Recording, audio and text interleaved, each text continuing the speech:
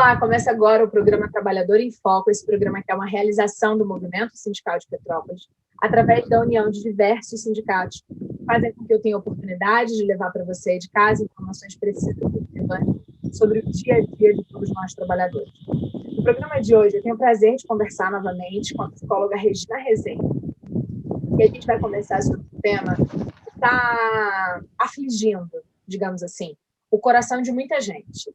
A gente vai falar um pouquinho sobre a falta de cuidados na pandemia, ou seja, bares abertos, lotados, gente andando sem máscara, e o luto de quem perdeu um familiar, um amigo, alguém importante por conta do Covid-19.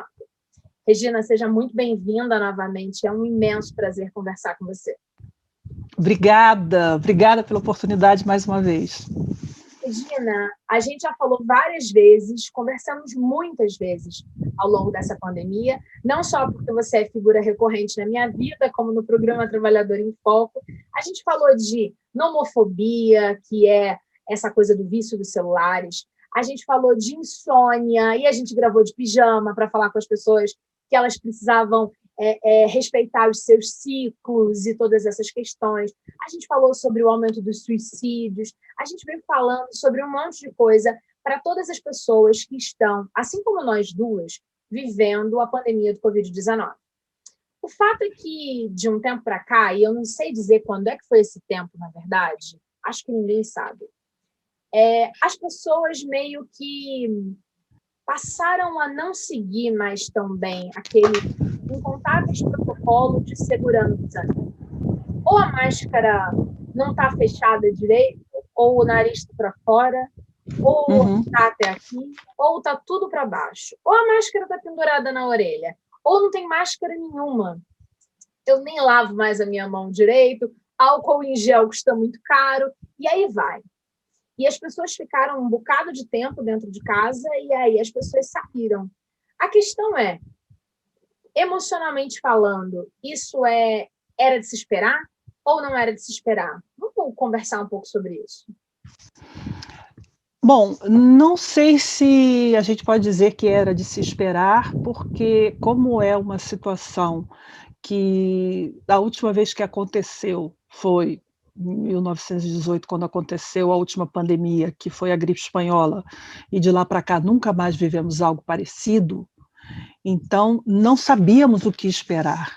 Mas o fato é que eu penso, ninguém imaginou que ia demorar tanto, os infectologistas falavam, e eu sigo muito o Yatila Yamarino, e ele falava que isso não ia, que as pessoas imaginavam que ia ser até agosto. Ele falava assim, olha, eu imagino que no mínimo até o final de 2021, se tivermos a vacina. Então, e essa situação está se confirmando essa previsão. Mas, no fundo, quem escuta um infectologista, a maioria das pessoas ficava ali naquela informação do lugar comum, do senso comum. Ia ser logo, em agosto ia passar, as coisas iam voltar como eram antes. E à medida que a coisa foi se estendendo, as crianças dentro de casa, não acabava o home office, chegou uma hora que a gente chegou num platô em que caíram o número de mortos, mas aí a gente recebeu as notícias da Europa, e a Europa foi o nosso primeiro modelo, e aí começamos a ouvir as notícias da Europa, Inglaterra, uma segunda cepa, Itália fechando tudo, Espanha, Portugal, que tinha se saído tão bem, não se saindo tão bem quanto na segunda leva, e aí aquilo foi começando a dar um desespero nas pessoas, e tudo isso é aliado a um governo negacionista, porque desde o início o governo que nós temos, ele não valorizou o fato de que era uma pandemia, de que era uma doença grave, muito pelo contrário. Ele sempre minimizou e sempre teve um discurso de que você tem mais é que sair de casa mesmo em frente à pandemia como um homem. E aí, esse discurso foi de encontro aos anseios dos negacionistas também, das pessoas que queriam mais era sair de casa, se aglomerar e ir para os barzinhos. E aí nós estamos vendo o que estamos vendo, porque houve a flexibilização, as pessoas avisaram que com essa flexibilização ia aumentar. Eu lembro de ter ouvido os especialistas dizendo: esperem a partir do dia 14 de janeiro os efeitos do Natal, e a partir do dia 20 os efeitos do Ano Novo. Tá. Bingo, está aí, está acontecendo. E, mais uma vez, Manaus sendo a primeira capital a sofrer os impactos, como foi da primeira vez e agora novamente. Então, assim, eu vejo duas sociedades. Um pessoal que continua tendo todo o cuidado do mundo e se sente trouxa. Às vezes. Porque ele se sente trouxa, muitas vezes, porque ele respeita a si e aqueles que ele ama, e mesmo aqueles que ele não conhece, ele mantém a máscara, ele mantém o isolamento, ele não viaja, ele não foi para a praia, ele não vai a barzinho, ele não vai a restaurantes, ele não vai a festas, então ele recusa todos os convites, e esse pessoal que nega a existência da doença e que vive praticamente quase que como num mundo paralelo, negando a doença, não vendo as mortes, não vendo os apelos das pessoas da saúde, dos médicos, dos enfermeiros, dos intensivistas, e dos maqueiros, das pessoas das ambulâncias, dos motoristas de ambulância. Eles não veem e coloca tudo isso na conta de uma mídia que exagera, que exacerba, sabe, e coloca a culpa na mídia para justificar o seu comportamento, e aí vivendo como se não houvesse amanhã. Então a sociedade está dividida nesse ponto. Sabe que essa fala que você disse, né, a respeito da potencialização do poder da mídia, né, o quanto as pessoas culpabilizam a mídia por isso. E aí, assim, isso é uma coisa que me incomoda em esfera pessoal, porque eu sou jornalista, eu trabalho com comunicação há 19 anos, e, assim, sei a responsabilidade que os profissionais têm quando vão prestar uma notícia de verdade, né? É claro que a gente rapidamente percebe quem não é profissional, como, por exemplo, a gente vivenciou no final de 2020, aqui em Petrópolis.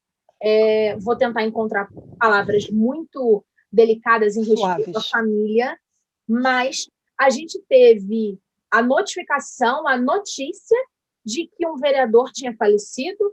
Horas depois, saiu uma nota que ele não tinha falecido, e aí depois que ele tinha falecido de novo, e aí que ele não tinha falecido, e aí passaram-se alguns dias, e, lastimamente, né, com muita tristeza, um ser humano, um cidadão, um petropolitano, um pai de família, faleceu.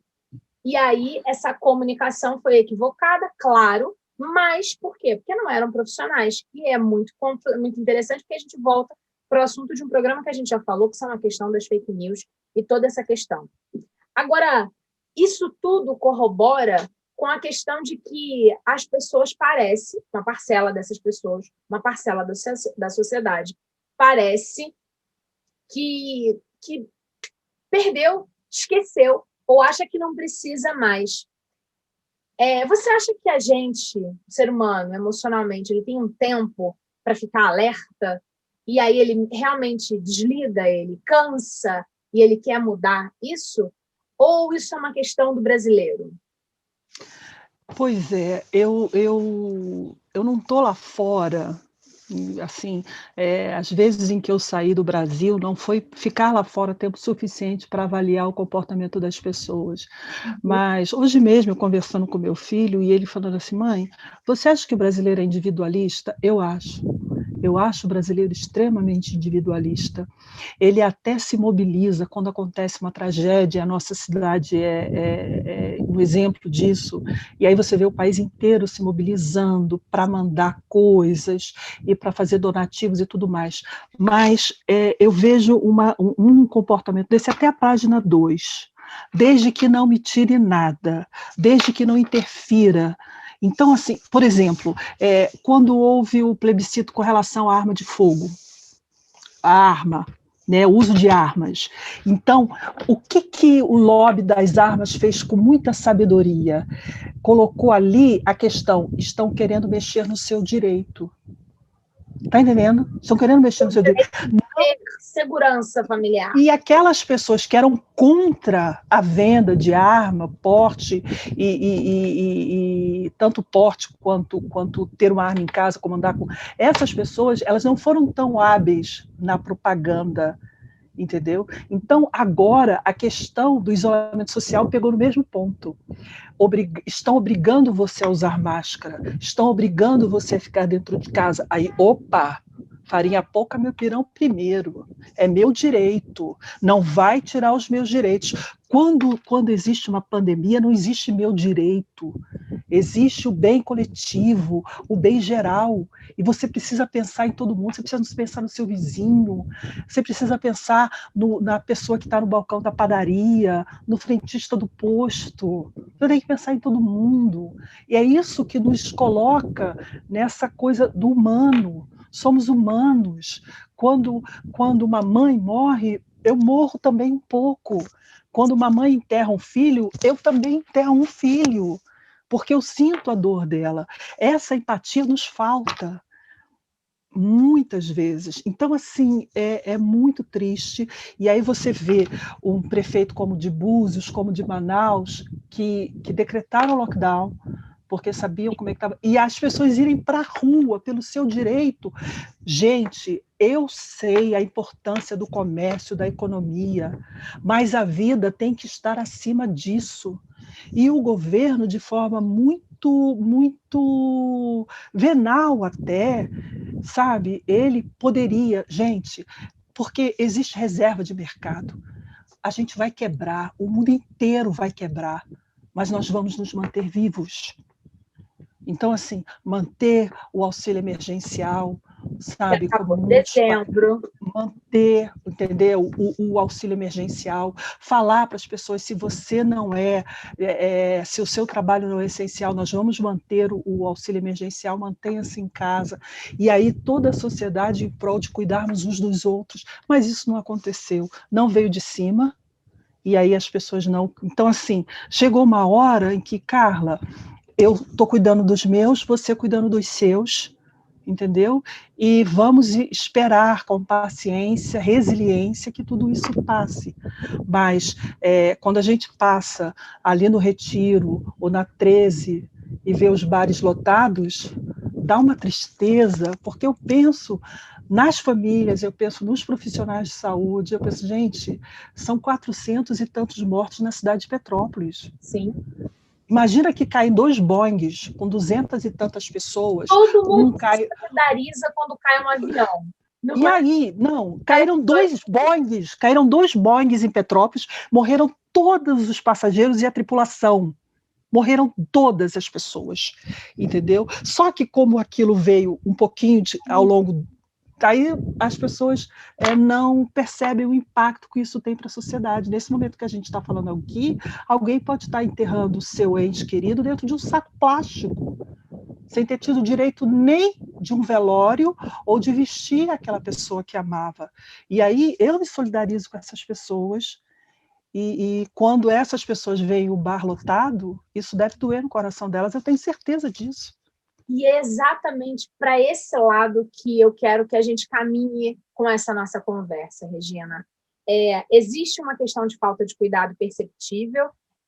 Hoje é dia 19 de janeiro, terça-feira, são 18h27, e a gente está gravando esse programa. E na última sexta-feira, eu, Carla, cidadã, saí de casa e tive que resolver algumas coisas de ordem pessoal, coisa que eu não saía desde o ano passado, porque aqui em casa a gente titulou o meu marido, Maurício, para sair e fazer as compras necessárias e todas as demandas de rua, logo que eu só saio quando é extremamente necessário, porque eu sou a que tem mais receio. Eu passo mal na rua vendo as pessoas sem máscara. Isso me afeta, e me afeta de verdade, de forma que a gente rapidamente entendeu que era melhor que eu ficasse em casa e que Maurício, que não se afeta, não faz mal a ele nessa escala, ele só se incomoda, ele faz essas demandas. E aí, na semana passada, não teve jeito, eu tive que sair, e não tendo coragem de entrar no transporte coletivo, eu assumo isso, porque estava muito lotado, eu fiquei muito em pânico vendo o ônibus lotado, eu optei por utilizar o 99. Peguei no aplicativo, no celular e tal. Estava tão cansada e tão atordoada com a demanda que não percebi que o motorista estava sem máscara. Entrei, sentei atrás, fechei o olho, vindo para casa, e fiquei pensando, nossa, como tem gente na rua, como essas pessoas estão... Fiquei pensando, tendo os meus devaneios internos. E quando eu abri o olho, que eu olhei pelo espelho para o motorista, né? Quando o motorista olha para poder ver atrás, eu vi que ele estava sem máscara, eu entrei em pânico, em desespero por conta disso, porque eu imaginava todas as mais de 200 mil pessoas que morreram, as mais 400 pessoas que morreram em Petrópolis, e aquilo me deixou desesperada. Eu saí do carro, agradeci, porque eu acho que a gente tem que agradecer o trabalho e tal, e é um cidadão, eu agradeci, boa tarde, e dei nota, porque o aplicativo manda você dar nota, né? E aí eu dei nota 0, e aí eu falei com toda a minha tranquilidade e transparência que ele estava sem máscara e tal, não sei o quê. E não tem problema nenhum com relação a isso, porque é público a questão. O fato é que eu não perdi ninguém da minha família. E eu me senti ferida pelo motorista que estava sem máscara. Por ele, por mim, por todas as pessoas que vão entrar naquele carro, por todas as outras pessoas que ficaram doentes, por todos os cidadãos de Petrópolis e do país. E aí, falei isso tudo, Regina, para dizer uma coisa. E os enlutados? Como é que ficam? Porque a gente sabe que existe o luto. Quando a gente perde uma pessoa, um ente querido, um ser que a gente ame, a gente sofre. Porque, afinal de contas, nós temos emoções. Agora, como fica a emoção? Como fica por dentro? Pessoas que perderam familiares, que não têm o direito de colocar uma roupa para enterrar esse parente, esse ser amado, e que percebem isso que a gente estava comentando no começo do programa, que é esse processo de tá tudo normal.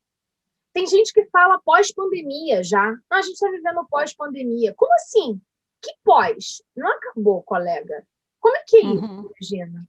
Como é que tu e aí você percebe uma revolta muito grande nas pessoas.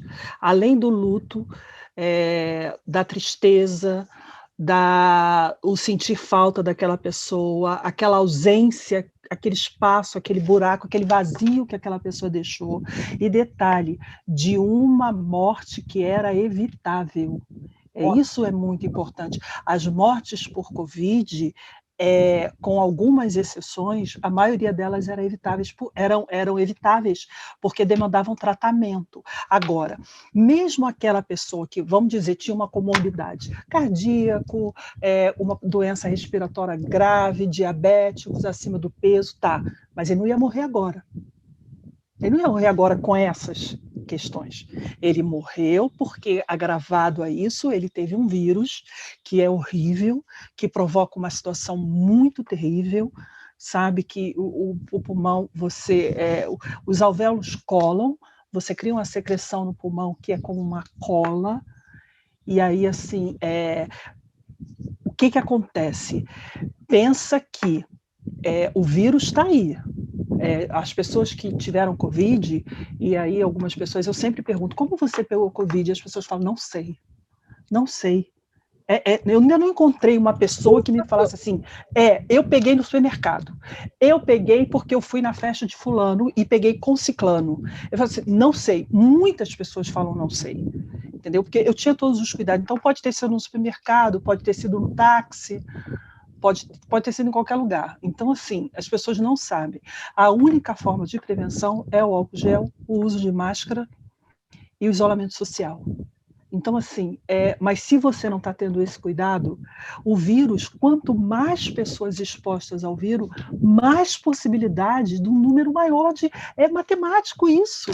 Então, assim, eu lamento muito por aquelas pessoas que perderam alguém que amava, e eu sei da sua revolta, além do vazio da revolta, porque você vê as pessoas tratando uma pandemia como se fosse nada, e aí você se sente pessoalmente desrespeitado, entendeu? Aquilo mexe com você. Puxa, Eu estou aqui sofrendo porque minha mãe morreu, porque morreu a minha madrinha, meu pai, meu tio, meu sobrinho, meu filho, minha esposa, meu marido.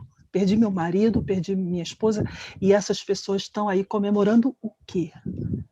Porque, se você parar para pensar, o mundo está vivendo um caos. Vendo as imagens de Manaus na última sexta-feira, aquilo doeu o meu coração. Falei assim, mesmo que eu tivesse um motivo para estar comemorando alguma coisa, naquele momento eu não conseguiria. Ainda bem que já tinha passado meu aniversário, porque eu vi essas imagens na sexta-feira, meu aniversário foi na quinta. Porque se fosse no mesmo dia, eu não sei como teria sido. Porque eu falei assim, gente, o pulmão do mundo, as pessoas que vivem no pulmão do mundo morrendo sem ar. Exato. Oi? E aí, isso, se você não se dói com isso, se você não sofre por isso, e você sai para ir para um barzinho, meu amigo, minha amiga, você tem um problema muito sério. Está faltando humanidade, está faltando empatia, está faltando se colocar no lugar do outro, sabe? Você não consegue, é impossível para você não ir para o bar. Eu tenho certeza que bar não é lugar, esse barzinho, você pode tomar sua cerveja em casa, você pode estar com as pessoas que mais ama, assim, você precisa estar com seus amigos, todos nós precisamos. A gente, então, Carla, que é doida com abraço, né? Há Nossa, quanto tempo que a gente não se abraça e se encontrar e não poder se abraçar e a gente não se abraça? Então, assim, pensa um pouco, pensa nessas pessoas. Você não perdeu ninguém, mas poderia ter perdido, ou pode ainda vir a perder. sim. Então, pensa um pouco, puxa esse lado humano, que eu tenho certeza que você tem, mas que de alguma forma está embotado pela informação negacionista, pelo seu desejo de fazer aquilo que você quer, e pensa no outro. Isso é muito importante. É fundamental. Pensar no outro é fundamental. A grande questão é o seguinte: o luto de quem perdeu alguém no Covid, ele vai ser um luto mais difícil de ser curado? Ou não, a gente não pode dizer, porque isso depende de cada pessoa. Ou o É, sofrimento coletivo, ele diminui, porque, assim, eu perdi um familiar, mas no Brasil foram 200 mil pessoas com esse mesmo motivo. Isso tem alguma diferença nessa pessoa que fica, no que está é. sofrendo, ou não? Tudo depende de como a coisa aconteceu e é de cada pessoa, né? Isso aí está muito ligado à subjetividade de cada um. Eu imagino que uma coisa é você ter perdido uma pessoa que contraiu Covid, você levou ela para um hospital, ela foi entubada, teve todos os cuidados necessários e mesmo assim ela veio a falecer. Certo. Ok. Aconteceu, o vírus foi mais forte que o organismo dela, apesar de todo o cuidado que ela teve. Ok. Agora, imagina o outro que morreu dentro de uma ambulância porque não tinha um cilindro de oxigênio disponível. Está entendendo? São duas situações, e aí, assim, as pessoas vão, de qualquer maneira, esse luto vai ser um luto muito mais difícil de ser superado, porque vai estar sempre ligado à omissão. Meu pai morreu porque ele não teve atendimento, meu pai morreu sufocado. É como uma pessoa, uma coisa é você perder uma pessoa que você ama porque teve uma doença, teve tratamento, mas a doença acabou levando aquela pessoa. Outra coisa é uma pessoa que leva um tiro, que é espancado, como a gente tem muitas famílias de LGBTs que morrem espancados. O Brasil é o país que mais mata populações LGBT do mundo. Então você sabia que você tinha aquele filho, ele foi para uma festa com os amigos e foi espancado na volta para casa por pessoas que não aceitavam a condição dele, e isso não é opção, é condição. Como é que você vai vivenciar esse luto? Então, tem luto e luto. Então, é da subjetividade de cada um, mas tudo depende do que levou essa pessoa à morte. Você vai lidar com isso, são 2 pesos e 2 medidas. Agora, Regina, quem está andando pela rua pode se sentir corresponsável pelo sofrimento ampliado de quem perdeu alguém? Depende, você precisa se Andando perguntar pela por que. rua e sendo leviano com os protocolos Sim, de segurança. o ideal seria O ideal seria, porque nesse ponto eu gosto muito de um trecho que é muito falado na doutrina espírita. Você é responsável por todo o mal que acontece e por todo o mal que advém do bem que você não praticou. Olha! É interessante, Então, né? Então, assim, se eu deixo de fazer o que é certo, por exemplo, aquele caso daquele rapaz que foi morto lá no Carrefour. Tinha gente filmando, tinha pessoas ao redor. Eu fico pensando se 4, 5 pessoas estivessem em cima daquele segurança, larga o cara! Larga o cara! Entendeu? E aí, assim, todas aquelas pessoas que ficaram ali vendo são responsáveis, vão responder de alguma forma. Se existe um tribunal, se você acredita numa vida eterna, e se você acredita que existe ônus e bônus, que existe lei de causa e efeito, de alguma forma você vai ser responsável. Então, assim, se você continua frequentando barzinho, aglomeração, e pode ter certeza, e alguém que você ama tiver a doença, e por alguma razão, mesmo que não venha a falecer, mas que sofra. Eu soube há pouco tempo que uma professora do Terra Santa, onde nós trabalhamos muito tempo, ela ficou muito mal. Uma menina que não tem 35 anos, ela ficou muito mal. E assim, ela não conseguia dar 5 passos da cama dela até o banheiro da suíte. Ela não conseguia dar 5 passos por tamanha exaustão física. Então, assim, ficou bem? Ficou, mas ela sofreu e deve ter sentido muito medo. Então, você vai ser responsável pelo sofrimento do outro, em maior ou menor grau. Venha ele a óbito ou não venha ele a óbito, mas ele tenha sofrido. E você saber que você podia ter evitado. Então, assim, quando eu penso em ir a algum lugar, eu falo assim, tá, e aí eu venho para casa. Vamos dizer que amanhã uma das pessoas daqui de casa que não saem para nada apareçam doentes. Eu vou me sentir responsável. Quem é que estava saindo de casa? Eu. E saindo para quê? Ah, eu estava indo no supermercado. Ok. Ah, eu estava indo trabalhar. Ok. Você precisava, entendeu? O supermercado também, como é que a gente vai fazer? A gente não tem, a gente não caça, não tem nada. Você tem que ir no supermercado. Agora, não, eu fui a uma festa, eu fui a um barzinho, era aniversário da minha amiga. Aí, cara, aí a coisa muda de figura. Você não saiu porque você precisava, você foi porque você quis. Então, para não correr esse risco, eu não faço isso, você também não faz. Se todas as pessoas pensassem dessa forma, o vírus não estaria da forma que está fazendo essa festa. Concordo. Somos e continuaremos responsáveis por todos os nossos atos. Sim. E nesse momento de sim. pandemia, também somos corresponsáveis pelas emoções das pessoas com as quais convivemos e com as que nem conhecemos por conta das nossas escolhas. Podemos dizer um pouco isso? Claro, claro, claro que somos. A humanidade, toda ela está conectada, nós estamos ligados, tudo que acontece na nossa cidade, no nosso estado, no nosso país, de alguma forma, porque assim, nós votamos, né? Nós temos poder de escolha. Então, o que você tem feito com o seu poder de escolha? A nível das eleições e a nível pessoal. Quais têm sido as suas escolhas? São escolhas responsáveis, humanas, caridosas? Você tem usado de misericórdia ou o egoísmo tem sido a sua maior característica? Não, eu vou porque eu quero, porque eu preciso, porque é importante para mim. Não é o momento de pensar no que é importante para mim, é o momento de pensar no que é importante para o todo. Perfeito, Pelo menos eu penso dessa forma. Comungo da sua opinião. Queria mais uma vez te agradecer pela disponibilidade de tempo para a gente conversar sobre coisas que vão além do trabalho do dia a dia, mas coisas que falam a respeito das nossas emoções. Afinal de contas, o ser humano só é diferente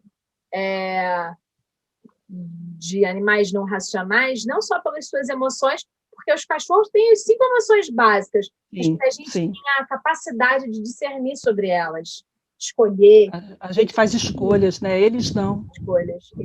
Eles não, eles são guiados pelo instinto.